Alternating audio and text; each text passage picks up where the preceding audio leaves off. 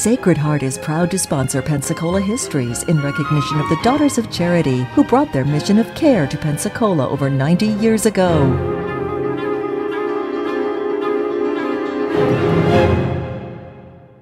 Hello and welcome to the continuing story of Pensacola, North America's first-place city. And in this series of episodes, we've been talking about the evolution of Pensacola city government. And we concluded our episode number 4 with how things were as we approached the end of the 1920s. Now, that was a dramatic period. This was the jazz era. This was time when cultural changes were afoot. The city now had its first radio station sponsored by the city of Pensacola, and which operated out of City Hall. Pensacola, as a city government, was trying to reach out to create new avenues of economic development, because by the end of the 1920s, the lumbering era was drawing down, and there were some fractures also in the fishing industry because the cost of doing business was increasing. Well, we came to the end of 1929 and 30, and of course that was when the Great Depression hit. Now, as that was happening, another great action was in place here. Now, for years, many people across the community had wanted to be able to take advantage of the wonderful beach resources that we have on Santa Rosa Island. But of course, the only way you could do so in those days was by boat. Now, after several different tries, an organization out of Minnesota got a franchise agreement from the state legislature, and that enabled them to sell bonds with which to construct what we ultimately would call the 3-mile bridge across Pensacola Bay. At the same time, a secondary bridge would be built from the Santa Rosa Peninsula across onto Santa Rosa Island. All this work proceeded, and even as the Depression was beginning to deepen, those bridges were completed, and in July of 1931, the bridges were open, and we had access to the beach. And of course, this was heralded in part as a city project. As all of this was going on, of course, the city fathers were faced with something they had never been faced with before, and that was the need to help people who were literally in want. Because with the coming of the 1930s, the agricultural economy in Alabama, Georgia, and other southern states just absolutely collapsed. And men and women, families that had been sharecroppers, had nowhere to turn. They came to places like Mobile and Pensacola, hoping to find jobs, shelter, help of some kind. And of course, Pensacola city government was totally unprepared for this, but they teamed up with the county and with private interests, and particularly with the churches, and put together whatever relief sources they could. And through the next few years, they did as good a job as probably could have happened. In the meantime, in 1933, of course, we had a new administration in Washington, that of Franklin D. Roosevelt, and that as the Depression deepened, the Roosevelt administration attempted to provide some source of assistance through what became known as the alphabet agencies, the Civilian Conservation Corps, the Works Progress Administration, and so forth. And these organizations basically were channeling federal monies into projects at the local level to try and stimulate the economy and to provide jobs. And one that we want to remember in particular came about in 1935, because these people came to the city council and said to them, we're looking at what you are doing here within the city, and of course we don't agree with the way you're handling sewage treatment. You're polluting the bay, and the bay is a beautiful resource here, and so the federal government will loan you, and this is the language said loan you for the funds to build 2 sewage treatment plants, and those plants were constructed, one at the foot of 9th Avenue, the second at the foot of DeVille Street, and so Pensacola had finally sewage treatment. It was very primary treatment, wasn't as sophisticated as would come into play later, but nonetheless we finally had treatment. Now, I want to go back just a little bit here, because I wanted to be sure we incorporate one final change in city government. When the Depression began, as it was underway, people were being critical of every form of government, and people were saying out in the community, the city commissioners, the 3 city commissioners that were still being elected in that way, they are not doing their job. They're difficult to get to, and they're not taking advantage of what should be done to try and help fight this depression. So, led by a man named Professor Henry Clay Armstrong, a delegation went to the legislature, and once again the Pensacola City Charter was was changed. So we've gone back and forth. Now this will be the fifth different form of charter we've had, and now we came into being with what became known as the council manager system, which would have an elected 10-member council from various districts. You would have an appointed mayor and a city manager who was elective, and he would be the chief operating officer. And beginning in 1931, that's the way city council functioned, and it functioned that same way up into the 21st century, when it, of course, was to be re-examined once again. Well, we move forward into the 1930s, and things are not good. The economic development is almost a forgotten word. People are struggling to find work. They're struggling to find ways to live, and we come into one play that the city council becomes involved with. Number one, in the mid-1930s, commercial aviation is just beginning to be felt across the world. We have the City Council and the County Commissioners, others, had assisted the basic civic clubs, the Rotarians and others, in finding a way to acquire property that enabled the Navy to begin servicing flight training on land. And that same piece of property originally was thought to be the possible beginnings of commercial aviation. Well, that didn't quite work out. But in the mid-1930s, a group led by a man named Francis Taylor, assisted by Colonel J. McHenry Jones, assembled a plot of land on the northeast side of the city, about 50,000 acres. And this land was brought to as a possibility to the council, saying, here is the property right close to the city. It's undeveloped. This is the perfect site for a commercial aviation field. And so the city council agreed that they would find ways somehow to buy that land, and they did. And so began what we today call Pensacola Regional Airport. 2 years later, in 1937, the first commercial aviation system was in place as National Airlines began its flights into Pensacola.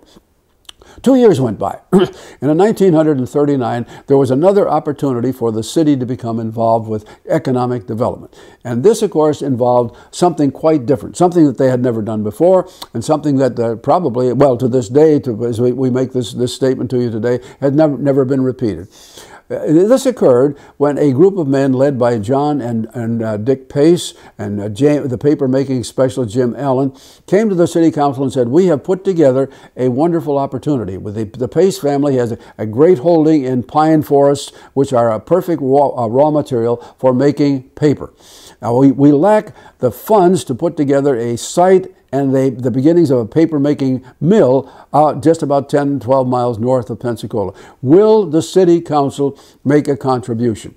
And the city council made, quote, a loan to what became known as the West Florida Pulp and Paper Company. It was $50,000. That money started the wheels moving for what became ultimately St. Regis Paper, and was in the 21st century was International Paper. The first, beyond Newport Industry, the first large industry to be created here.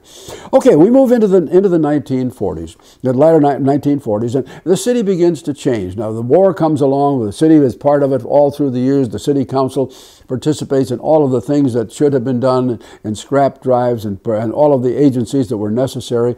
The port itself was used down here as a staging area for vessels going into convoys to support the Allies in Europe. All of this is taking place, but basically the city itself changes very little until the war is over. And then, beginning in 1945, we begin to see a great influx of people. These people are coming from all over. Many of them, of course, have been here during the war. They've seen what a wonderful place Pensacola is. They want to come here to live, and as a result of this, they need places to live. And so, beginning right after the war itself, both the city and the county become party to trying to help developers put together what we would today call suburbs or new developments. And we don't have the opportunity here to develop in your eyes all of them, but they begin to take form all over the perimeter of Pensacola. Now, they are in addition to the area's first I guess we would call it a public health unit, public housing unit, and that was put in place in 1939, at the same time as we were working for the paper company. This was, again, an idea of the federal government to provide funds to build housing for those people who needed it.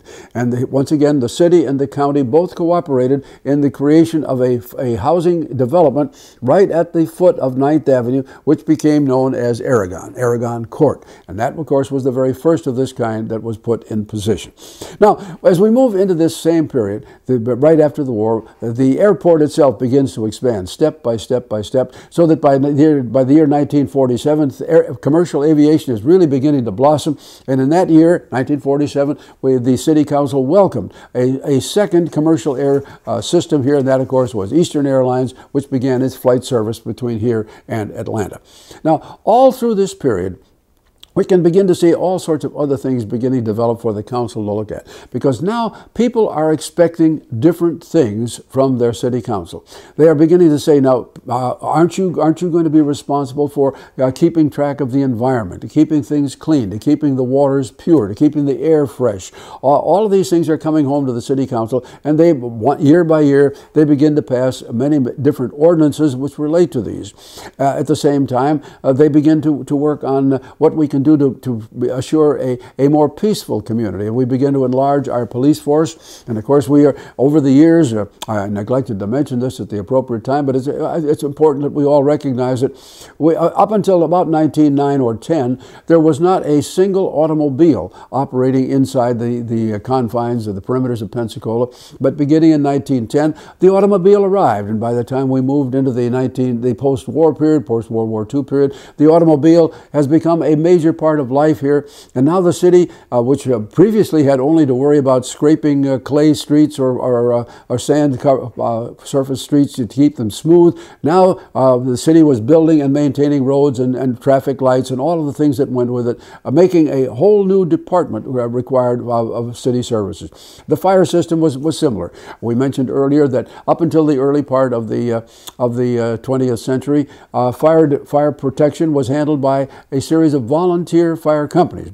That changed in the early part of the 20th century, so that step by step the city became more and more involved with not only purchasing but training and employing quality firemen. And that, of course, over time has made a great difference in the way people lived here, because the fire service here has been so effective that fire insurance rates went down in a spectacular way. And as a result, of course, people's protection for where they lived and in their businesses were safeguarded as well.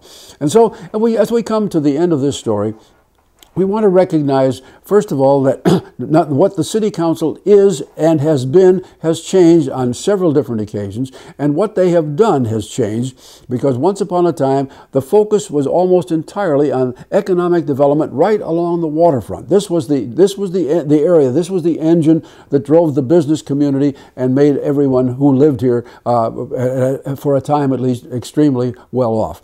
The fact that the City Council did a good job of supervising the origination of utilities here and had them proceed in an organized way has worked well to the benefit of the people.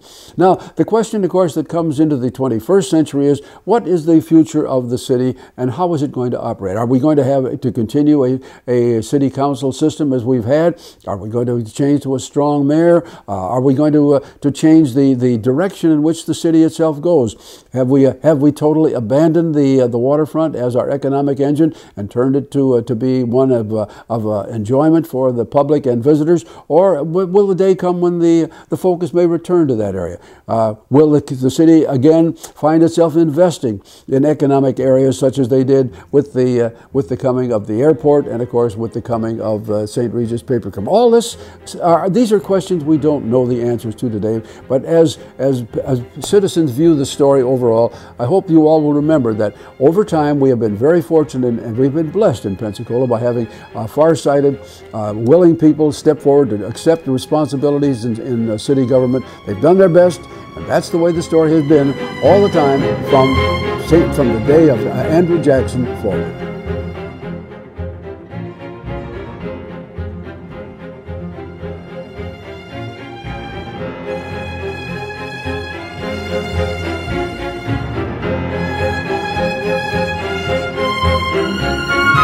Bye.